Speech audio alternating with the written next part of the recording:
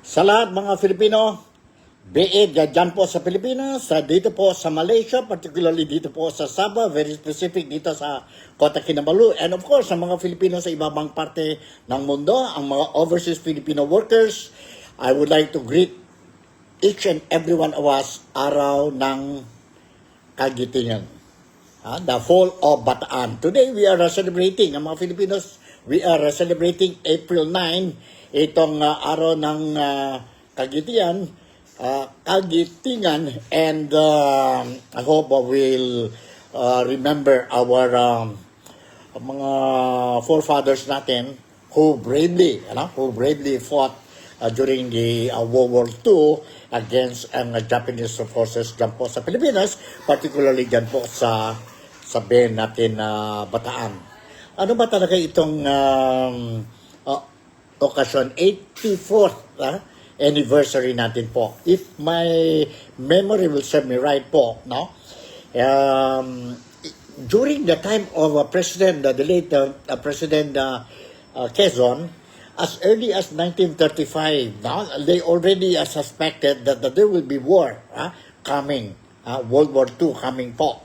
And they prepared po ang Filipinas in the event ang Japanese forces will come and invade sa Pilipinas po. So what they did is they talked to America, and if I'm not mistaken, they requested si General MacArthur to plan ang war strategy ng Pilipinas po in the event something will happen sa Pilipinas. And it was in December 20 or December 8 yata, 1941, no? 1941, when the Japanese forces invaded ang Pilipinas po, no? And ang US forces together with the Filipino forces po, no? Combined sila fighting against the Japanese forces. It took them the January, February, March, and April, 4 months po, no?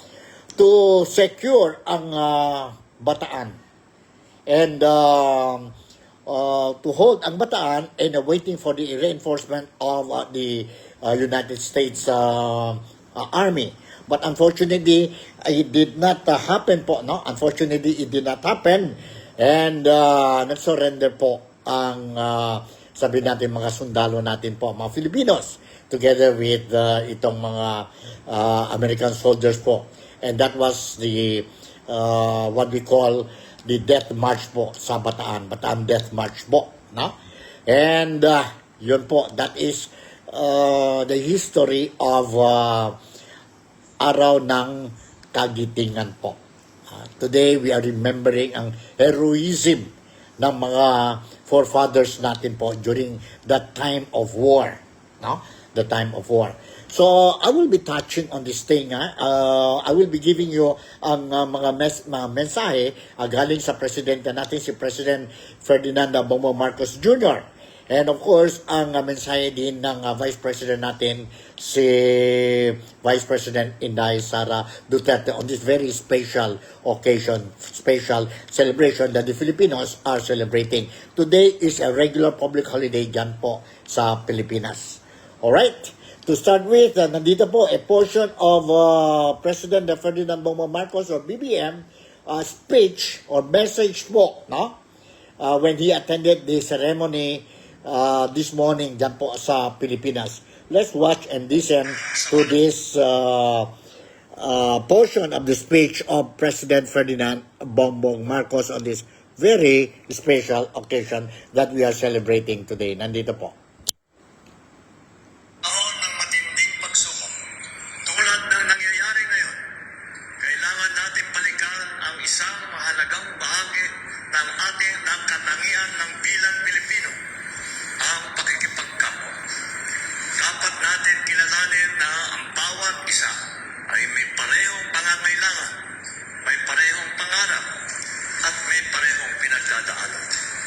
Sa ganitong paraan, may papalalim natin ang ating tiwala sa pamahalaan, ang ating malasakit sa kapwa, at ang ating pagmahal sa ating bayan. Dahil kapag iniisip natin ang kapakanan ng iba, mas nagiging malinaw kung bakit kailangan tayong magtulungan at magkaisa.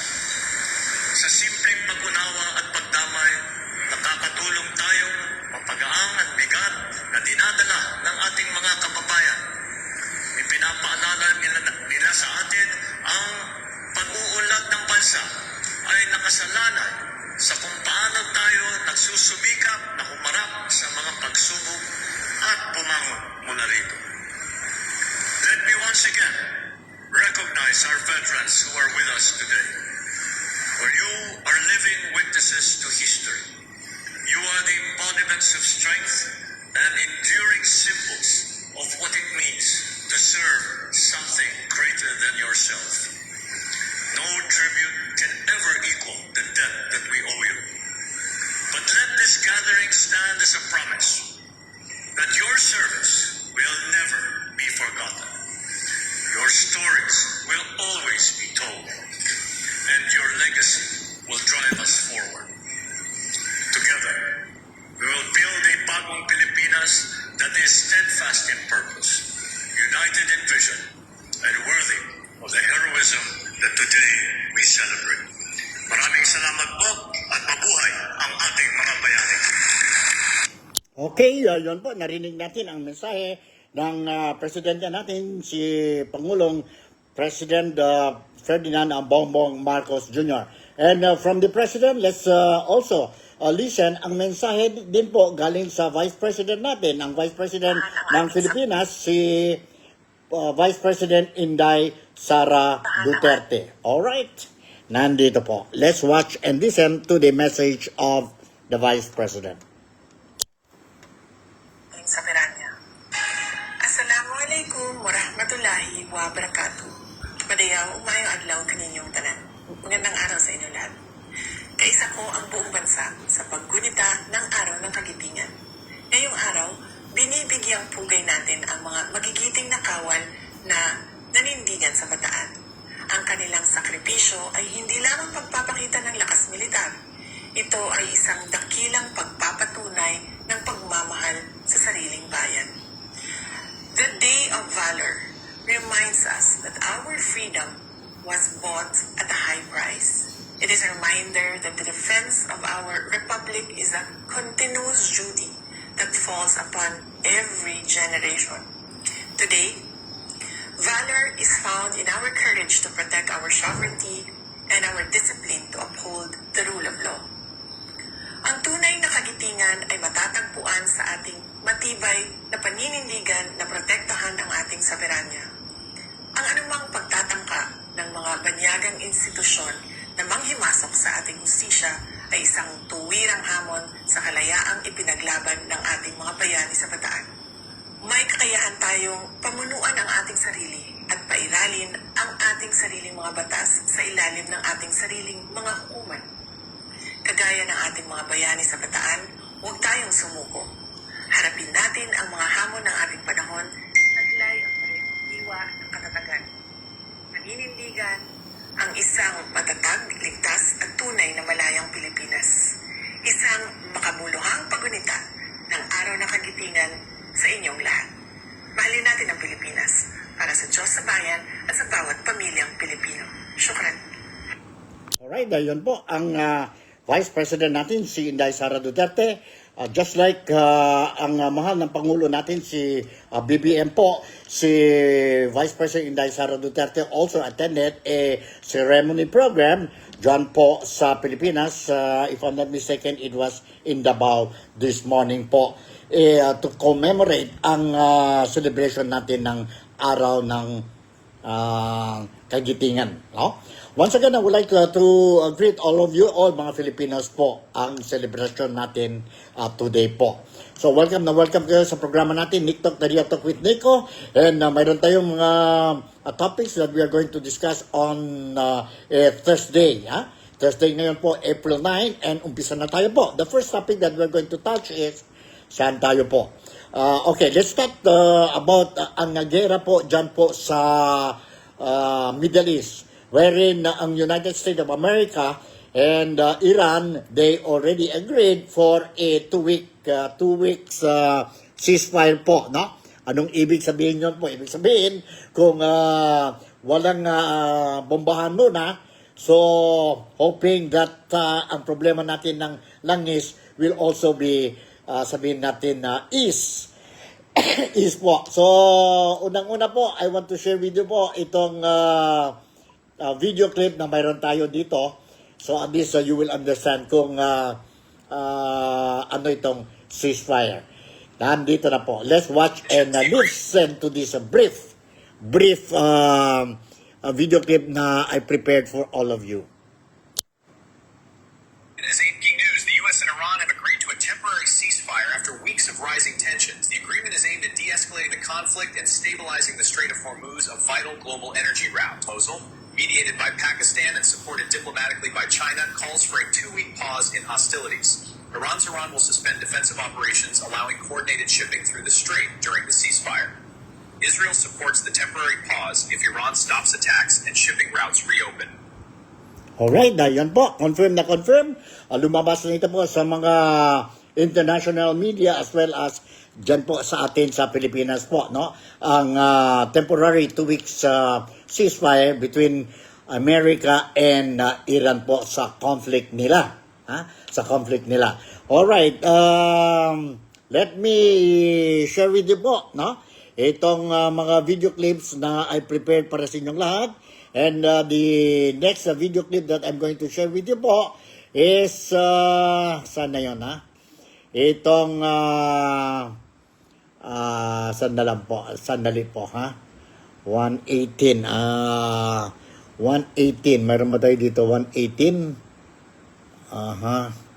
Okay, 118. Okay, ito po. Let's watch and listen to this first. Israeli Ang middleman dito po sa ceasefire is ang Pakistan. So let's listen to this po. forces ang pumayag na ang Iran na Amerika at Israel na magkaroon ng 2 linggong tigil putukan habang gumugulong ang peace talks. Kinumpirma ito mismo ng Pakistan na siyang nangunguna ngayon sa negosasyon. Ayon sa Iran, titigil sila sa pag-atake oras na ihinto rin ng US at Israeli forces ang kanilang airstrikes. Papayagan na rin daw nila ang pagdaan ng mga barko sa Strait of Hormuz habang may ceasefire basta may koordinasyon sa kanila. Base sa report ng Reuters, sinabi ng Iran na gugulong na ang peace talk sa April 10 sa Islamabad, Pakistan.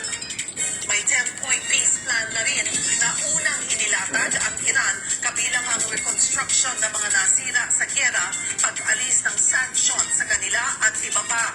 Pero wala pang malinaw na tugon dito ang Amerika.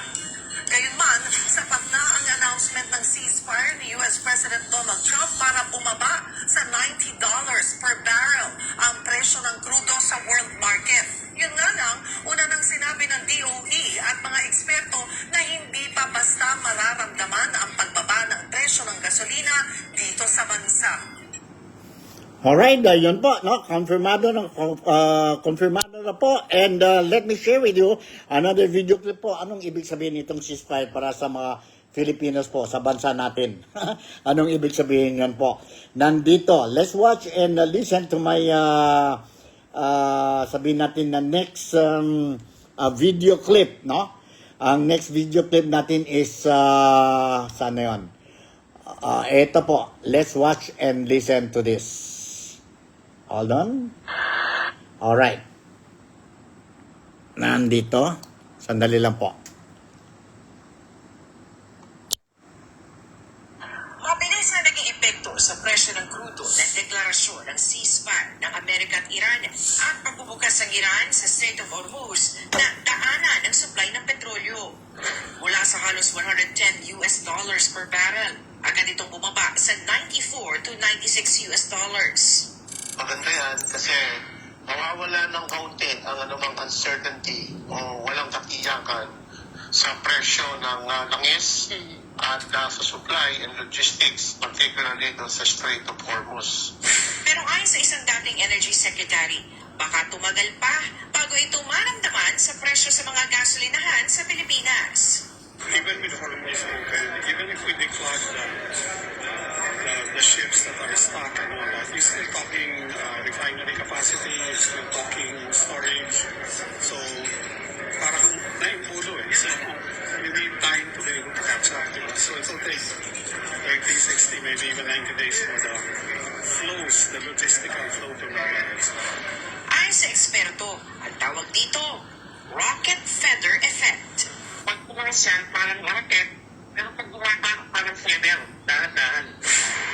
Isa sa mga nagpataas ng presyo ng langis ang tinatawag na war risk premium o dagdag na insurance sa mga barkong daraan sa mga war zone. Paniguro ito ng mga barko na may mababawi sila sakaling maapektuhan ng gulo ang barko, ang cargo at ang mga tripulanteng sakay nito. Dati kasi bago nangyari ito, ang rates ng tinatawag nating war risk premium ay about 1 to 1.5%. Pero ngayon, tumataas ito sa mga between 5 to 7% doon sa buong halaga ng barko. So kung sakasakali, ang halaga ng barko ay naghalaga between 200 to 300 million US dollars. So ang magiging premium nila aabot ng between 5 to 7.5 million to about 15 million. At kahit meron ng ceasefire, hindi pa rin tiyak na ibababa rin ang sinisingil na war risk premium na itinatakda ng Joint War Committee ng mga insurance companies. I don't think the Joint War Committee would be very quick to bring down the threat in the area because it's very temporary. Not unless magkaroon ng permanent resolution yan, then maybe the Joint War Committee can consider lowering the rates. Di may kakailang ang pinakatinamaan ng sobrang pagtaas ng presyo ng langis. Ang mga tsoper na tila nawawalan na ng pag-asa. Matagal pang crisis na to. Mas matindi pa to sa pandemic, sir. Kaya wala na siguro pag-asa ito bumaba. Hindi pa po agad-agad bababayad po kasi dadaan muna sa sa hirap po eh. Sa ngayon talagang tuloy-tuloy pangtas natin eh. Bababa na daw kasi magkakaroon ng ceasefire. Pero hindi pa kagad na bababa dito sa Pilipinas. Sana pa. Hindi ko po alam. Sana bababa. Sarima Refra, nakatutok, 24 oras. Okay, ayun po, narinig natin po na 2 weeks old. Let's all pray na itong temporary ceasefire will be a permanent ceasefire na po, no? But remember, it doesn't mean that ceasefire tayo for 2 weeks mo, bababa na ang presyo agad po, no? Although we saw some effects, no? May effects per barrel ngayon is only bumaba na po ang presyo to $96 US. So, sa Pilipinas, I don't think so po na we will experience abrupt rollback ng presyo ng gasolina. Po. Alright, shoutout muna tayo kay Mary Lou Pentojo, is also watching itong programa natin na ngayon, as well as si Danilo Retorta, dyan po sa Zamboanga City, and ang mga followers, baby followers natin dito po sa Nick Talk, The Real Talk with Nico. Thank you very much for watching, and ang dami pa tayo dito, mga sabihin natin footages that I prepared para sa inyong lahat. The next footage that I'm going to share with you po is, sana yon, sandali po. Oil prices, saan na yun? Ito po. All that. Ito po. Listen carefully. Alright? Sa world market. Alam mo, Jiking, mula sa $110 per barrel ay agad na bumaba sa $91 per barrel yung presyohan ng isang benchmark o yung basehan ng presyohan ng langis sa international market. Yan daw yung naging resulta ilang minuto lang pagkatapos ng naging announcement ni President Donald Trump na magkakaroon nga ng ceasefire sa pagitan ng US at ng Iran. Pero alam mo, sa kabila nito ay merong mga inilatag na kondisyon itong dalawang bansa na ito patungkol dito sa ceasefire. Ang gusto ng Iran ay tuluyan ng mawala yung US military forces sa buong Middle East. Dapat daw itanggalin na rin yung taripang inimpose ng US sa mga produkto ng Iran at dapat din daw ay magbayad ng danyos perwisyo ang US dahil nga doon sa pinsalang inabot ng mga infrastructure dyan sa Iran. Ang gusto naman ng US ay tuluyan na magbukas itong Strait of Hormuz na siyang dinadaanan ng 20% ng supply, ng global supply ng langis. Kung matatandaan natin, itong pagsasara ng Strait of Hormuz yung naging dahilan kung bakit biglang at sumirit ang presyo ng langis. Alright, yun, narinig natin. And our next video clip po ay ito po. No? Ito po. Let's watch and listen to this also. It's worthwhile watching and listening to this video clip natin po. Saan na yun, ha? 1, 2, 2. 1, 2, 2. Mayroon ba tayo dito? 1, 2, 2. Saan na yun po? Ito po, kay BBM. Ha? Kay BBM. Tungkol ba ito sa oil or... hindi. Alright. Yan mga latest updates natin tungkol sa ceasefire between US and Iran. Okay? Ang next topic natin po, punta na naman po tayo sa mainit na balita din po sa Pilipinas tungkol sa health aspect ng presidente natin sa Pilipinas or si BBM. Si BBM po. Kasi whether we like it or not under the Constitution, kung may sakit ang presidente natin, he and the government is obliged, no? May responsibility ang gobyerno po to inform ang mga tao, mga Filipinos po, ang health aspect ng presidente ng nasyon. And marami ng mga haka-haka po about the health of BBM because for the past few days, we cannot see him. Mayroon na nagsigaw na ang presidente and marami din po mga fake news lumabas tungkol sa haka-haka tungkol sa health aspect ni BBM. Hindi yon totoo po, sabi ang gobyerno, because sabi niya po na okay ang health aspect ni BBM. Let's watch and listen to this po to show to you po na okay ang presidente. Let's watch and listen to this.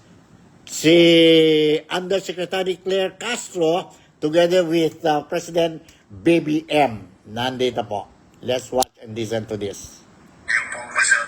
Nangingin lesson for more than 1.5 hours. So, ang tanong natin, isa't kalahating oras. So, para sa mga kababayan na nagmamahal sa iyo, sir, kamusta po ang kalusugan? Ganun pa rin.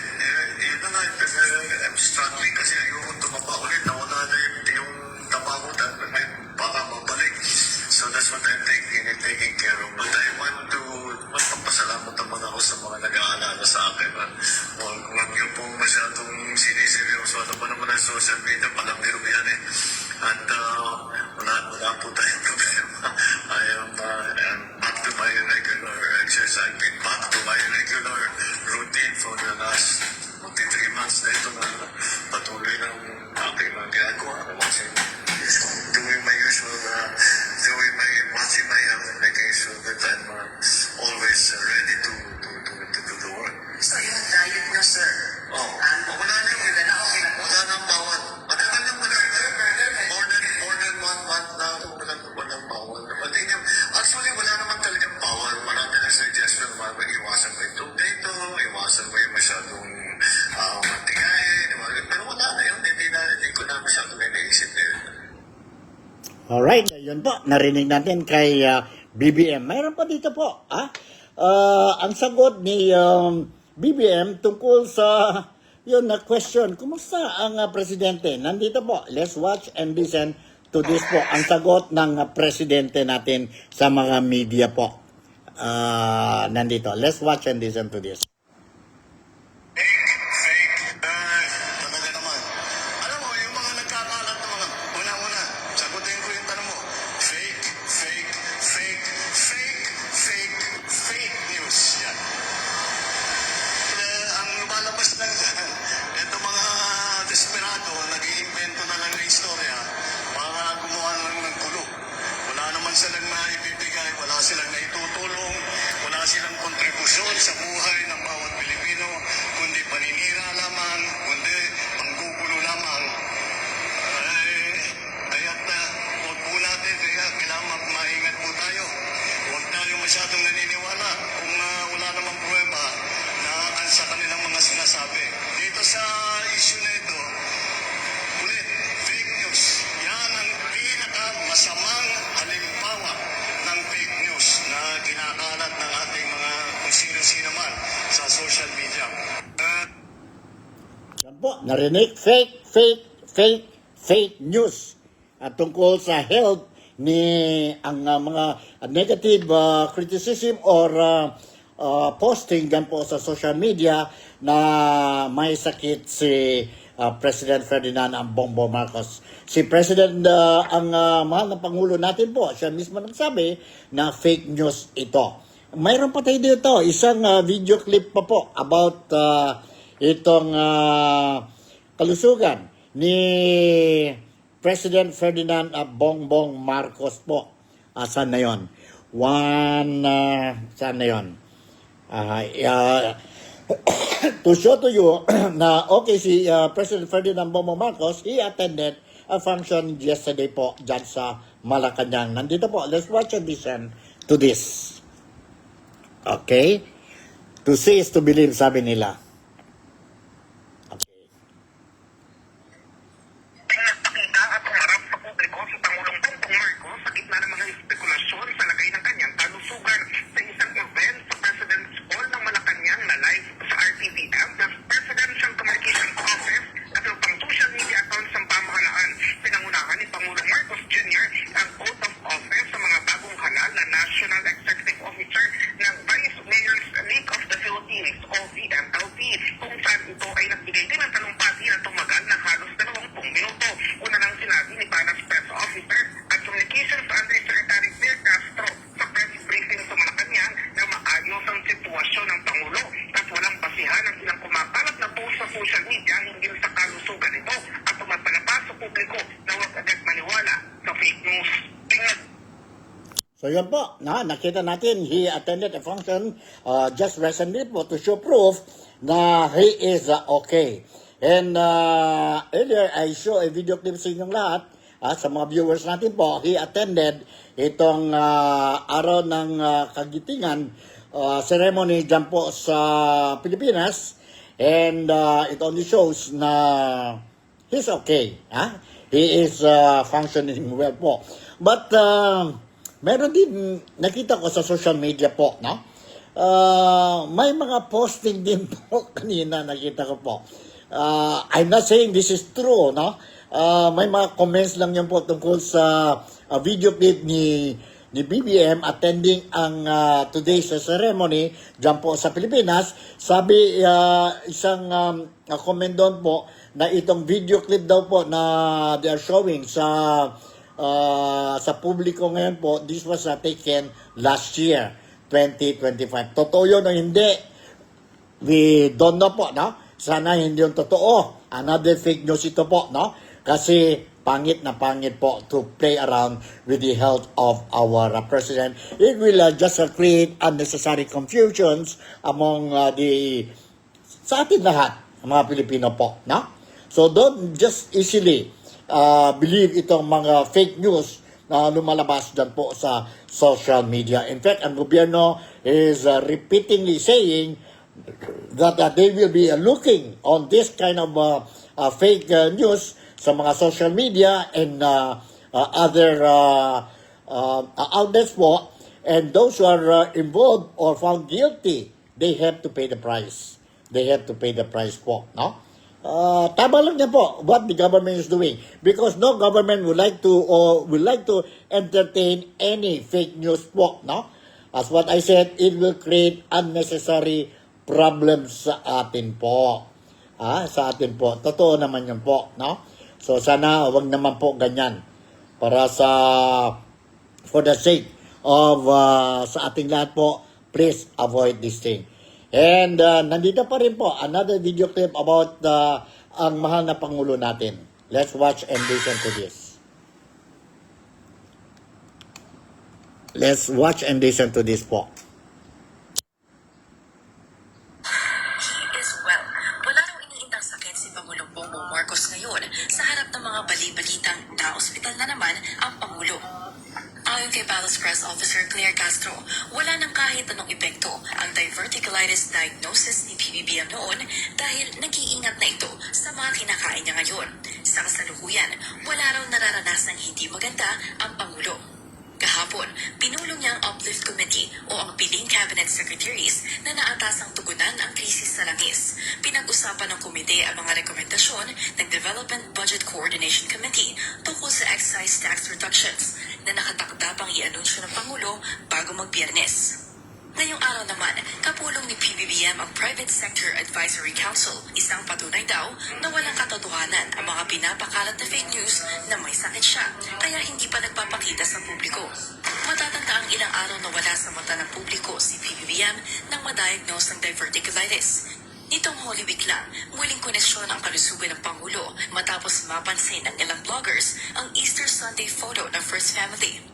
Nangingi ng pruweba ang ilang Duterte-allied social media personalities na updated ang kuha ng Pangulo. Sa isa pang post na may stage 4 colon cancer umano ang Pangulo na agad pinabulaanan ng palasyo. Kanino po ba galing? May mga social media posts po raising questions about the president's health. Tayo naman po ay mainstream media. Siguro mas mangingibabaw dapat ang mainstream media kaysa sa mga SOCMED na walang basihan. So wag po tayo masyado maniwala. Ang dami-dami pong fake news. Pati po ako ay binibiktima ng fake news. Ayon ng palasyo sa fake news peddlers, tigilan na ang pagpapakalat ng walang basehang impormasyon dahil pagdating daw sa pagpapanagot sa disinformation, no one will be spared. Para sa Agenda, Ivy Reyes, Billionaire News Channel. Alright, yun po. Now, klarong-klaro, walang problema sa health condition of President Ferdinand Bongbong Marcos Jr. po. Ha? And maginto na tayo yung mga fake news po kasi as what I said, it will not help ang buhay ng mga Filipino. Ang gobyerno natin po, it will not help po. So, avoid itong mga fake news. Okay, punta na naman tayo sa ibang topic. Nagiging hot din ito po this week. Tungkol yon na announcement na made by Ombudsman Crispin Remulla na they are now preparing ang kaso against former Speaker Martin Romualdez, Congressman Martin Romualdez, and former Senate President, si Senator Chis Escudero po when it comes to itong issue na flood control projects po. Let's watch and listen to this news report po regarding si Romualdez at saka si Senator Chis Escudero. Nandito po. Let's watch and listen to this po. Sandali, Nasaan na yun? 2:10. 2:10. Nandito po. Let's watch and listen to this. Alright. Nandito. Sandali. Okay. Ang kampo ni Late Representative Martin Romualdez na sa ebidensya, hindi sa politika at spekulasyon, nakabatay ang isa sa pang-plunder ng Ombudsman sa dating House Speaker. Una nang sinabi ni Ombudsman Jesus Crispin Remulla na posibleng sa Mayo isang pa ang kaso laban kina Romualdez at Senator Chis Escudero. Batay daw ito sa mga testimonyang inilahad sa Senate Bill 11 hearings na nagpapakita umano ng conspiracy to commit plunder. Ayon sa abogado ni Romualdez na si Attorney Ade Fajardo, sa ngayon ay wala pa raw ebidensyang nagdudugtong kay Romualdez sa umano'y mga ghost at substandard flood control project. Wala pa rin daw formal na kasong naisasampa, finding of probable cause, at wala pang formal na pagtutukoy ng liability sa puntong ito. Sinabi rin ng kampo ni Romualdez na rerespetuhin nila ang proseso ng ombudsman at handa silang makipagtulungan dito. Wala pang formal na pahayag sa ngayon si Escudero. Unang lumitaw ang pangalan ng dalawa sa mga pahayag sa Blue Ribbon, kaugnay ng umano'y kickback scheme sa mga maanumalyang proyekto. Nagkakudeta sa Senado early September dahilan ng palit liderato at pagbaba sa pwesto ni Escudero bilang Senate President sa gitna ng mga akusasyon laban sa kanya. Sinundan niya ng resignation ni Romualdez as Speaker by September 17 bilang bahagi raw ng full accountability and transparency sa gitna ng investigasyon ng Independent Commission for Infrastructure. Ang parehong mambabatas itinanggi ang pagkakasangkot sa flood control scandal. Reaksyon naman ng Malacanang, hindi raw gawain ng administrasyon ang madali ang pagsasampa ng kaso ng walang basihan o pagpapunta ng ebidensya. Inaaral daw ito, binubusisi at hindi pang media lang, gaya umano ng mga nag-iingay lang pero hindi naman Paalala rin ni Palace Press Officer at Undersecretary Claire Castro, si PBBM ang nangunang magpaimbestiga sa flood control scandal at gusto niyang managot ang dapat managot. Right, narinig natin po. And palagay ninyo po, what do you think? Ha? Totoo na ba ito na they will be filing charges or cases against Representative of former Speaker Martin Romualdez and Senator Chis Escudero. Let's watch ang reaction. I will share with you itong video clip po. Ang reaction ng isang congressman po, very vocal dyan po sa House of Representatives, si Edgar or Congressman Edgar Erice. So, ito po ang reaction niya po tungkol sa issue na ito po. Let's watch and listen to this po, no?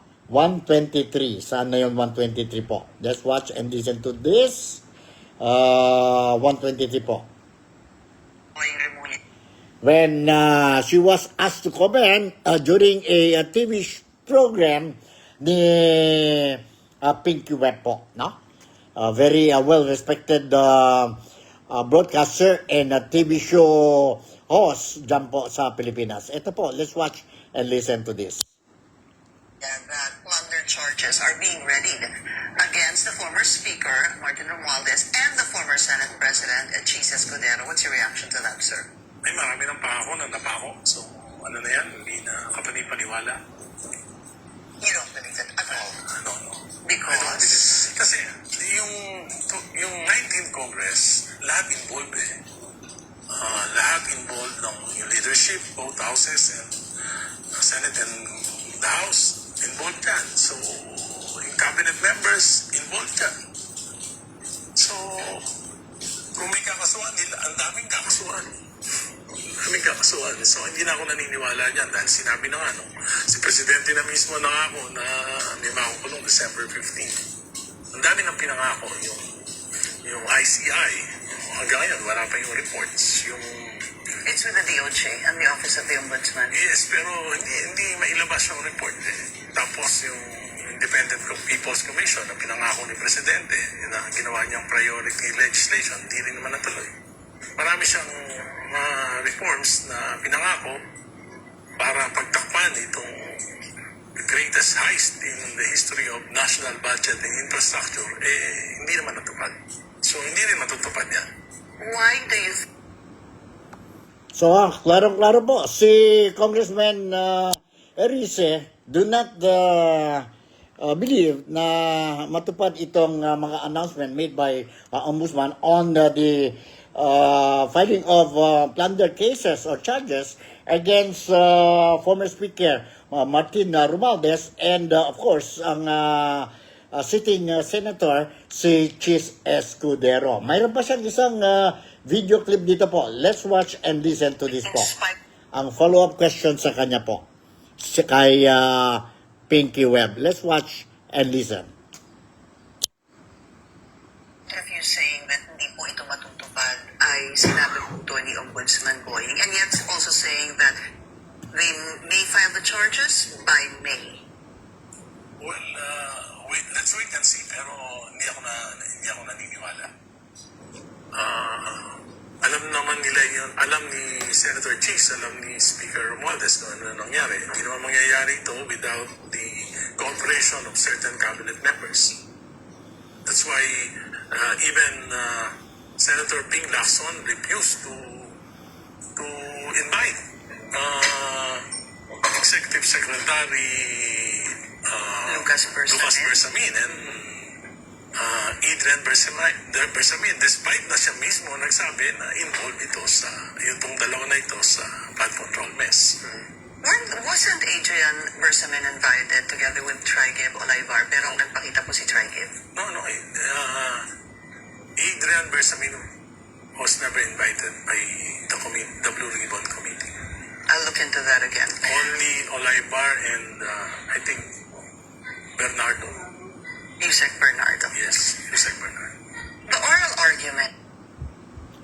Alright. Ganun po. No? Klarong-klaro po. Si Congressman Erice, Hindi talaga, he doesn't believe na they are going to push itong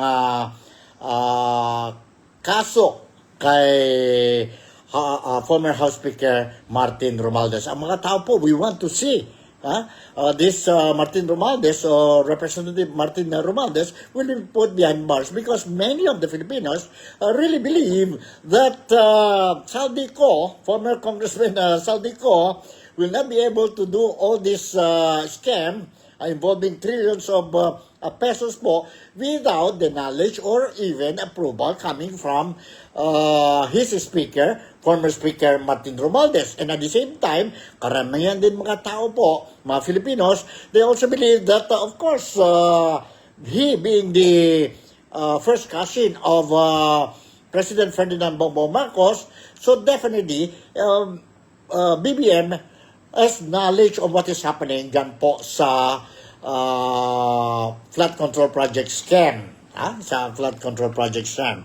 And despite of many pledges, promises made by the Marcos administration, hanggang ngayon po wala pang mga big fish.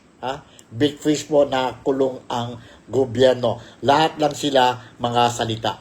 Okay, issue of the flood control projects po. Let's I will share with you another congressman who's talking about, he's not happy with the way how things are moving when we talk about the flood control projects investigations, both dyan po sa Blue Ribbon Committee as well as the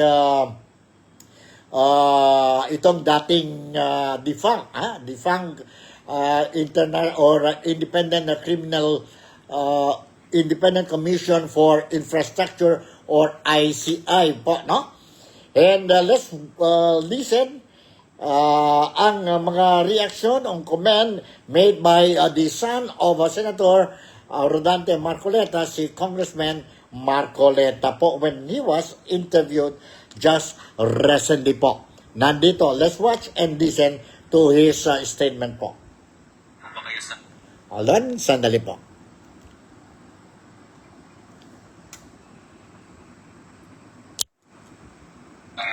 Resulta ng investigation ng ICI na sa flood control. Alam mo, tinanong na rin ako ng correspondent nyo sa Pangasinan din.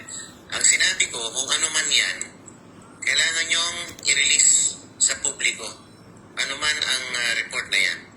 Para makita ng publiko yung kalidad ng inyong ulat. Para bakit yung diniretso sa ombudsman? Mamaya pinilter pa yan. O tinignan, in-screen muna. Dapat pakita nyo muna yung findings ng ICI sa publiko. Kung believable ba yan o hindi, kung katanggap-tanggap sa mamamayan, dapat i-release nyo yan. Hindi yung itatago mo, dediretso muna. Hindi natin alam kung anong nangyayari. Baka i-chop-chop nila yan, bawasan mo yung pangalan na to, i-highlight mo tong pangalan na to. Diba? So, at saka, isa pa dyan, bakit yung mga major players ng flood control, ginawa mong state witness? Yung mga major player, nakakatawa. Diba? Yung mga gustong magsiwalat ng impormasyon nun, ng mga kontraktor na nagamit lang nun, ginamit lang ng mga yan, hindi mo binigyan ng witness protection. Yung mga nagkamal lang sa lapi, yung pinakamarami, nakuha mo nagsuli lang ng barya, ginawa mo ng state witness, hindi naman yung sinasabi ng batas natin. Yung restitution, mangyayari lang yun pag nag-order ng korte. Ganito ang halaga na kailangan mong ibalik. Hindi yung bago kasampahan, magsuli ka muna ng pera kahit magkano gusto mo. Isang kalokohan yung restitution na version nila. Ang restitution will come after the court judgment. Sila korte ang magtatakda kung magkano ibabalik mo kung napatunayan kang may sala. Diba, Brad? Alright, yun po, si Congressman Marcoleta po. Now, he was also asked to comment on the impeachment of Inday Sara Duterte. But before I'm going to give you ang reaction, ang statement made by Congressman Marcoleta, let me share with you po ang statement also ni Inday or Vice President Inday Sara Duterte, who already openly and officially announces her intention to run as a candidate for the presidential election come 2028 sa Mayo yun po. Nandito, let's watch and listen ang statement ni Inday Sara Duterte po.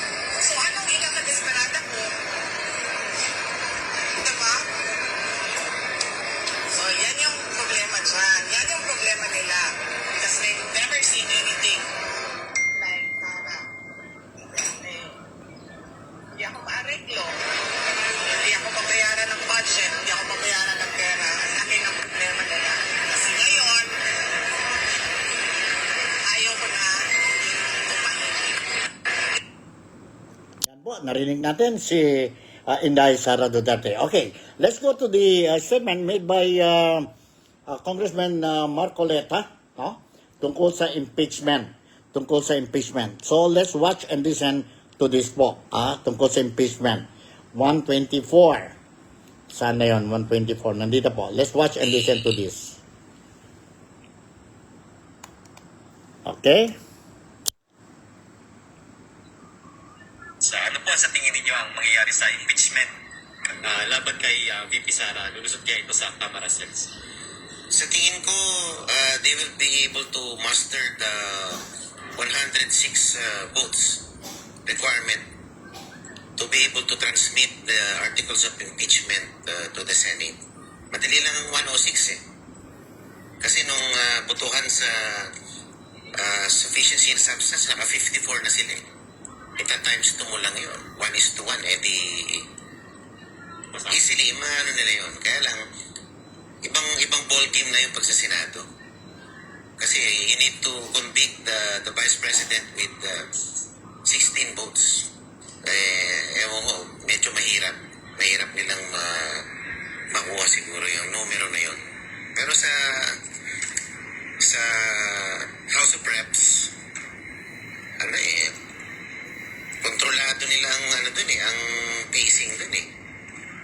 Doon pa lang, nakikita mo naman sa Justice Committee, kung ano ang gusto nila, nasusunod eh, kahit na labag sa, kung titingnan mo, labag sa due process. Pero naipipilit nila yung gusto nila, kaya I think easily, yung 106 kaya nilang ma-achieve sa Senado. Alright, yun ang reaction, opinion ni Congressman Marcoleta po. He is the son of Senator Rodante Marcoleta. Parehas ang stand nila po, no? Parehas ang stand nila. So, noon, last year, yung impeachment ni Inday Sara Duterte, the first one, ang Kongreso managed to get a vote of 200 plus favoring for the impeachment of Inday Sara Duterte. But this time around, no? Mga projection, mga forecast ng mga other congressmen dyan po sa 20th Congress po, no? They are saying they will be able to get the 106 required votes, but definitely hindi na kagaya what happened last year with 200 plus votes po, no? Votes. And pagdating naman sa Senado, sabi ni Marcoleta, medyo mahirapan sila yung 2/3 votes to impeach, or to convict si Vice President Inday Sara Duterte. But anyway, si Inday Sara Duterte, ang gusto niya po is you bring the impeachment complaint sa Senado para mag-umpisa na po ang impeachment trial, and doon po she is more than willing to answer whatever questions na kailangan to be answered by her po. So, yon ang sitwasyon ngayon dyan po sa Pilipinas. Ito mga latest updates na mayroon tayo dito po sa programa natin, Nick Talk, The Real Talk with Nico. And I hope masking paano po, I managed to give you or update you ang mga updates. Siguro hindi naman lahat ng mga news sa Pilipinas. Well, yun ang mga hot issues, mga importante lang po, of which tayo mga Filipinos dito sa Malaysia, and of course, ang mga overseas Filipino workers sa ibang parte ng mundo, including ang mga kababayan, kapatid at kaibigan natin dyan po sa Pilipinas, they also want to know. So, don't worry, by next week, April 14, I'm going to monitor ang Justice Committee hearing ng House of Representatives. May session na naman sila po, and I will update you po. And for your information, ang Blue Ribbon Committee, spearheaded by Senator Ping Lacson po, nag-defer o postpone na lang po ang schedule nila. April 14 din yun po, ang hearing or ang session, dahil hindi daw nag-submit si former Governor Singson, who was invited to attend the session next week sa Blue Ribbon Committee po. Hindi pa siya po nag-submit ang sabihin natin affidavit niya, which was he was supposed to submit it sa Blue Ribbon Committee last April 7 po, pero hanggang ngayon wala pa po, kaya nga nag-defer or nag-postpone ang session nila po sa Blue Ribbon Committee next week. So, with this, siguro po hanggang dito na lang muna ang programa natin, Nick Talk, The Real Talk with Nico.